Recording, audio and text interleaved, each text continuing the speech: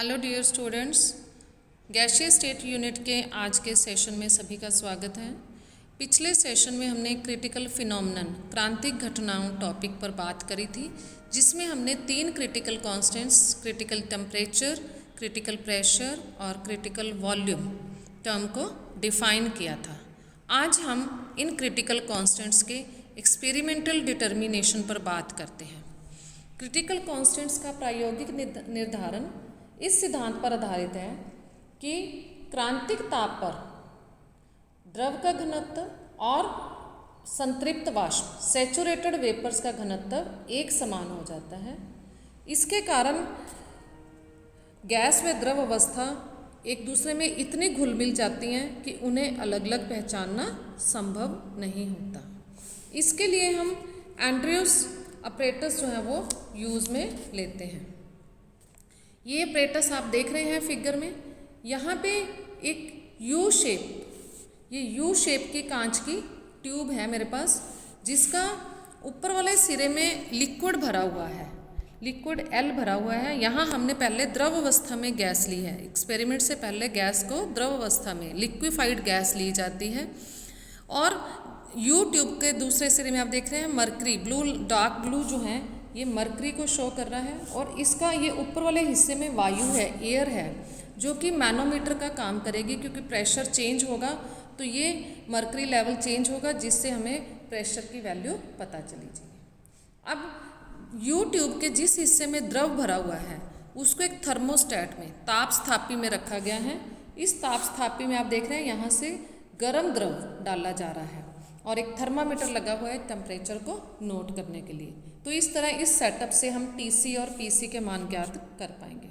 जब हम गर्म द्रव थर्मोस्टेट में सर्कुलेट करते हैं तो अब अंदर हमने पहले यू ट्यूब में लिक्विड ले रखी है, गैस, लिक्विफाइड गैस ले रखी है। तो जब इसमें गर्म द्रव सर्कुलेट किया जाएगा तो इस गैस का टेम्परेचर बढ़ेगा, जिससे धीरे धीरे गैस जो है वो लिक्विफाइड गैस जो है वो लिक्विड अवस्था, द्रव अवस्था में आना शुरू हो जाएगी। और जैसे ही टीसी पीसी का मान आएगा तो एक वो उस समय क्या होगा कि इस बल्ब में उपस्थित द्रव व वाष्प दोनों का, क्योंकि घनत्व एक समान हो जाएगा, तो हम पहचानना मुश्किल हो जाएगा कि द्रव अवस्था कहाँ है और गैस अवस्था कहाँ है। अर्थात पहले हमें क्रिटिकल टेम्परेचर से पहले हमें क्लियर द्रव नज़र आ रहा होगा। टेम्परेचर बढ़ते बढ़ते एक स्टेज ऐसी आ जाएगी जहाँ द्रव और गैस को पहचानना मुश्किल हो जाएगा। उस टाइम हम थर्मामीटर से टेम्परेचर और उधर मैनोमीटर से प्रेशर को नोट कर लेते हैं। अब हम रिवर्स करते हैं। अब जो अंदर बल्ब के अंदर जो गैस अवस्था, फिर टीसी पीसी से ऊपर वैल्यू जाते ही पूरी तरह से गैस अवस्था आ जाएगी। फिर हम इस गैस को ठंडा करते हैं। जैसे जैसे गैस को ठंडा करेंगे तो इसमें अगेन जो है वो एक पॉइंट टीसी पीसी पे आके क्या होगा, द्रव व गैस अवस्था दोनों जो है हमें जहाँ पे सेपरेट होना जस्ट शुरू होंगी, अगेन वो पॉइंट ऐसा आएगा जहाँ पे दोनों की पहचान करना मुश्किल हो जाएगा। तो अगेन हम इस टीसी पीसी को भी नोट कर लेते हैं। अब इन दोनों जो हमने पहले लिया जब हम लिक्विड टू गैस आ रहे थे, और जब अब हम लोग क्या कर रहे हैं, वापस गैस टू लिक्विड जा रहे हैं, तो दोनों टाइम जब वो स्टेज आई थी जहाँ पे घनत्व बराबर थे, हमने टीसी पीसी के मान नोट कर लिए। अब इन दोनों का एवरेज ले लेते हैं ताकि कहीं कोई एरर हो तो वो एवरेज लेने से निकल जाए। तो इन दोनों का एवरेज लेने से टीसी व पीसी के सही मान जो है हम मानते हैं कि हमने ज्ञात कर लिए। अब इस सेटअप से टीसी और पीसी तो ज्ञात हो रहा है, बट वीसी क्रांतिक आयतन को ज्ञात करना यहाँ पे थोड़ा कठिन होता है इस मेथड से, क्योंकि जब हम ताप व दाब को जरा सा भी अगर परिवर्तन हो गया तो आयतन बहुत अधिक परिवर्तित हो जाता है। हमें पता है कि गैस और द्रव अवस्था में आयतन के मान में बहुत अधिक परिवर्तन आता है।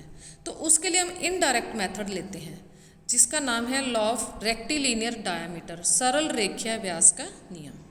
इसमें हम लोग क्या करते हैं कि यहाँ पे विभिन्न तापों पर अलग अलग टेम्परेचर, आप देख रहे हैं वाई एक्सिस पे हमने टेम्परेचर लिया हुआ है और एक्स एक्सिस पे घनत्व लिया हुआ है। तो अलग अलग टेम्परेचर पे गैसीय तथा द्रव अवस्था में पदार्थों का घनत्व पहले ज्ञात कर लेते हैं। फिर इस घनत्व को अलग अलग टेम्परेचर पे प्लॉट करते हैं ग्राफ। इससे क्या होगा, ये आप देख रहे हैं मेरे पास, इधर हमने जो है वो लो डेंसिटी होगी जब मेरे पास ये संतृप्त वाष्प यानी कि गैस अवस्था का कर्व आ रहा है और इधर है द्रव अवस्था का कर्व, ठीक है। और ये दोनों जो हैं ये इनका मध्यमान घनत्व है। इन दोनों कर्व्स का एवरेज ले लिया हमने मध्यमान घनत्व।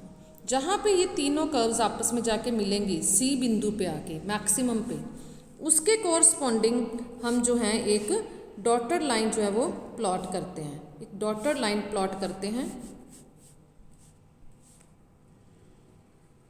ये यहाँ पे आके जहाँ पे आके ये कट करेगी तो ये इसकी हम डेंसिटी वैल्यू को नोट कर लेते हैं और इसे कहते हैं क्रांतिक घनत्व, क्रिटिकल डेंसिटी।